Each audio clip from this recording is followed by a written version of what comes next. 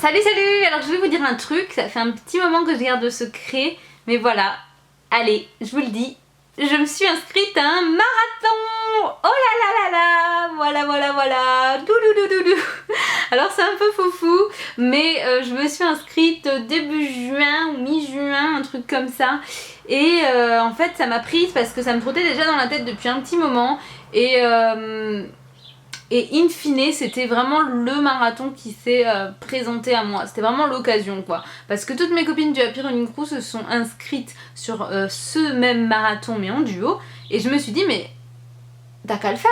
T'as qu'à le faire, mais en solo. Parce que tu seras amené à croiser les copines, ça va te mettre le baume au cœur, il y aura plein de bonnes sondes ce jour-là. Donc, go!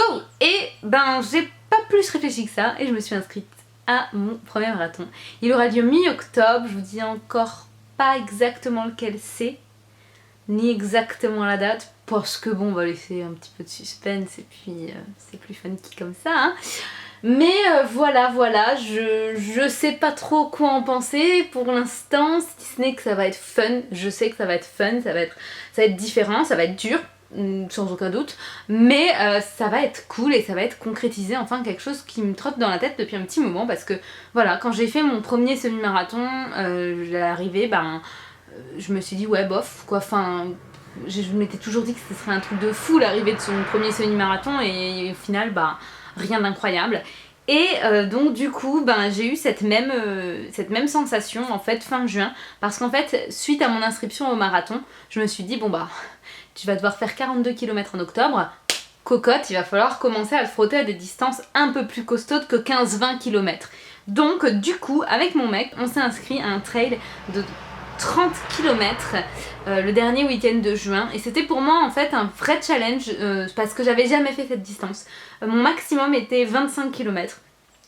Et donc je n'avais jamais fait de 30 km, et d'autant plus en trail, waouh! Il y avait 800 mètres de dénivelé, 850 même, et j'ai fini en 3h20, 3h30, un truc comme ça.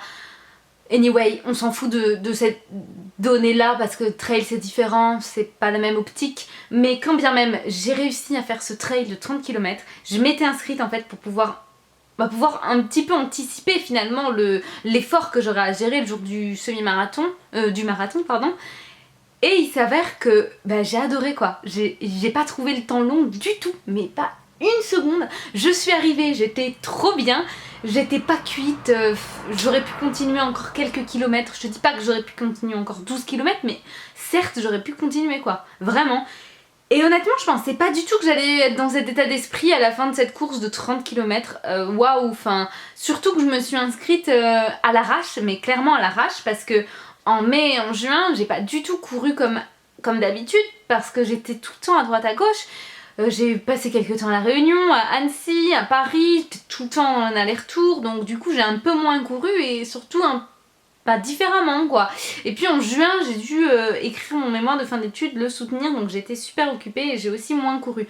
Donc pour moi me présenter à une course comme ça, autant à l'arrache, faire une distance de 30 km et non seulement finir cette course, mais en plus se sentir bien. Là par exemple on est à J+3, mais j'ai pas eu de courbature les gars quoi, enfin je me sens trop bien après cette course de 30 km. Je me dis juste que c'est de bonne augure pour mon marathon. Je suis donc super contente et super rassurée par rapport à quand je me suis inscrite où c'était un peu le stress sous nez. Et mon idée en fait c'est de vous emmener avec moi dans cette préparation marathon. À savoir que moi je vais pas suivre de planning, rien que dire le mot planning ça me fait de l'effet, mais négatif, bref.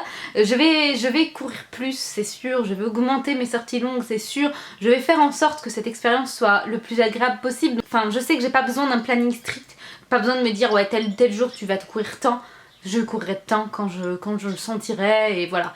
Mon idée c'est de vous faire un peu pendant tout l'été et jusqu'au jour J des petites vidéos. Ce sera pas régulier parce que je suis pas très bonne sur la régularité, mais ce sera de temps à autre pour vous parler en fait de mes sorties longues, de comment je me sens par rapport à ce grand défi. Très vite pour une autre vidéo préparation marathon.